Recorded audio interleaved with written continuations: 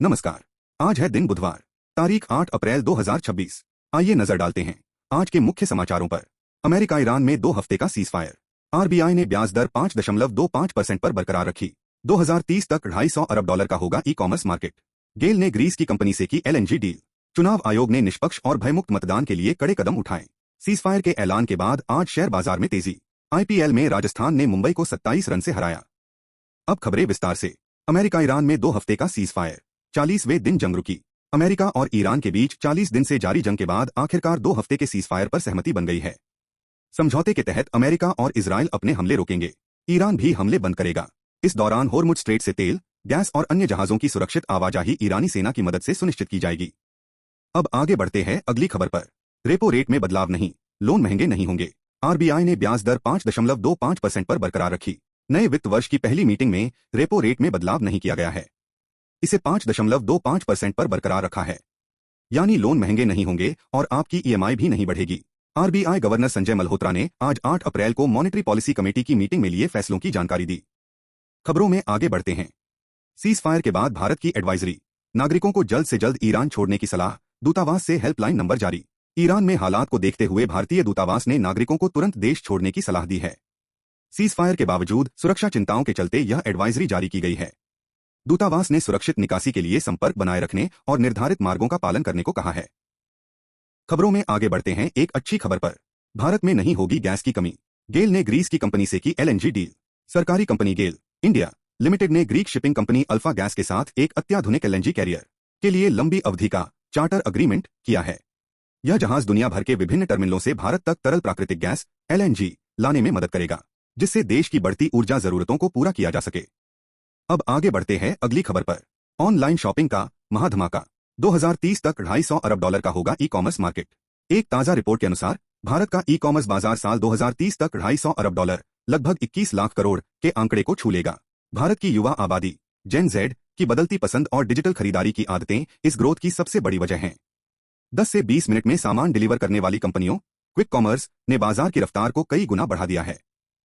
खबरों में आगे बढ़ते हैं। यूक्रेन के खिलाफ लड़ते हुए 32 भारतीयों की मौत, फंसाकर ऐसे रूसी सेना में कराया जा रहा शामिल। रूस यूक्रेन युद्ध में रूसी सेना में शामिल होकर लड़ने वाले 32 भारतीयों की मौत हो चुकी है, जबकि 35 अन्य की वापसी के प्रयास जारी हैं। एजेंटों द्वारा आकर्षक वेतन का लालच देकर इन भारतीयों को युद्ध में धकेला जा रहा है। अब आगे बढ़ते हैं अगली खबर पर। कोलकाता तो दूर मुश्किल से जम्मू पहुंचे। बड़बोले बयान पर उमर अब्दुल्ला ने पाकिस्तान को याद दिलाया ऑपरेशन सिंदूर। जम्मू कश्मीर के मुख्यमंत्री उमर अब्दुल्ला ने पाकिस्तान के रक्षा मंत्री ख्वाजा आसिफ के हालिया बयान पर तीखी प्रतिक्रिया दी। उन्होंने कहा कि पाकिस्तान को कोलकाता तक पहुंचने की बात छोड़ देनी चाहिए, क्योंकि वह पिछले साल हुए ऑपरेशन सिंदूर के दौरान दिल्ली तक भी नहीं पहुंच सका था। खबरों में आगे बढ़ते हैं। पश्चिम बंगाल चुनाव, छापेमारी, कैप्चरिंग और हिंसा। बूथ के सीसीटीवी हुए बंद तो चुनाव आयोग कराएगा रिपोर्ट। पश्चिम बंगाल चुनाव में हिंसा की आशंका दूर करने के लिए चुनाव आयोग ने निष्पक्ष और भयमुक्त मतदान सुनिश्चित करने के लिए कड़े कदम उठाए हैं। मुख्य चुनाव आयुक्त ने हिंसा मुक्त, धमकी मुक्त चुनाव का आश्वासन दिया। बूथ कैप्चरिंग, हिंसा पर आयोग नए सिरे से चुनाव कराएगा। अब आगे बढ़ते हैं अगली खबर पर। महादेव बेटिंग ऐप फिर एक्टिव। आईपीएल और राज्य चुनावों पर लग रहा सट्टा। प्रतिबंधित महादेव बेटिंग ऐप एक बार फिर नए नाम के साथ एक्टिव हो गया है। इसकी वापसी का समय Indian Premier League IPL season और आने वाले कई राज्यों के विधानसभा चुनावों के साथ हुई है।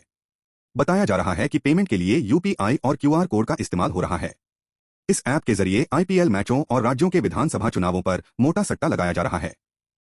खबरों में आगे बढ़ते हैं। वंदे भारत ट्रेन के खाने में निकला कीड़ा। रेलवे ने ठोका 10 लाख का जुर्माना। अहमदाबाद मुंबई वंदे भारत ट्रेन के खाने में कीड़ा मिलने पर आईआरसीटीसी ने सख्त कार्रवाई की है। यात्री की शिकायत के बाद खान पान वेंडर वृंदावन फूड प्रोडक्ट्स पर 10 लाख रुपए का जुर्माना लगाया गया है। संबंधित किचन को सील कर दिया गया है और वेंडर का लाइसेंस रद्द करने का नोटिस जारी किया गया है। चलिए देखते हैं अगली खबर।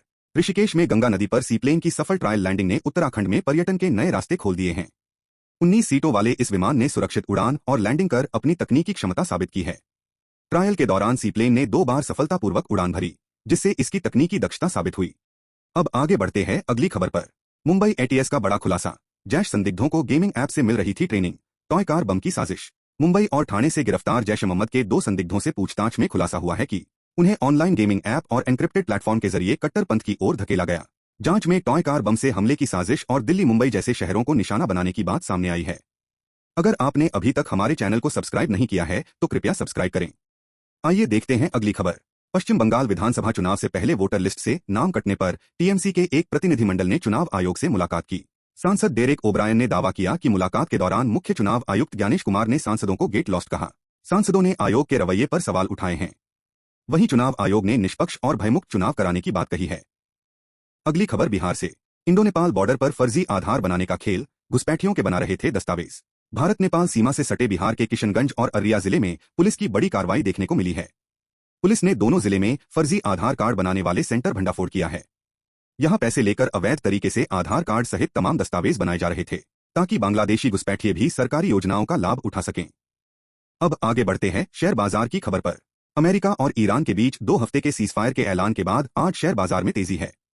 सेंसेक्स 3000 अंक चढ़कर 77,600 पर कारोबार कर रहा है। निफ्टी भी 900 अंक ऊपर है। ऑटो, रियल्टी और बैंकिंग शेयरों में सबसे ज्यादा खरीदारी। अब नजर डालते हैं देश के मौसम पर। उत्तराखंड के चारों धाम केदारनाथ, बद्रीनाथ, गंगोत्री और यमुनोत्री में बर्फबारी हो रही है। राजस्थान के कई जिलों में तूफानी बारिश के साथ ओले गिरने का अलर्ट है। यूपी के 9 जिलों में ओले गिरने का अलर्ट है।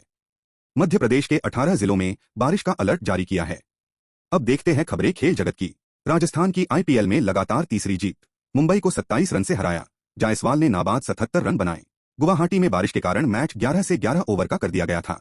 टॉस हारकर बैटिंग कर रही राजस्थान ने 3 विकेट पर 150 रन बनाए। जवाब में मुंबई 9 विकेट पर 123 रन ही बना सकी। आज के लिए इतना ही। कल फिर मिलेंगे नई और ताजा खबरों के साथ। तब तक जुड़े रहिए न्यूज पल्स के साथ। धन्यवाद।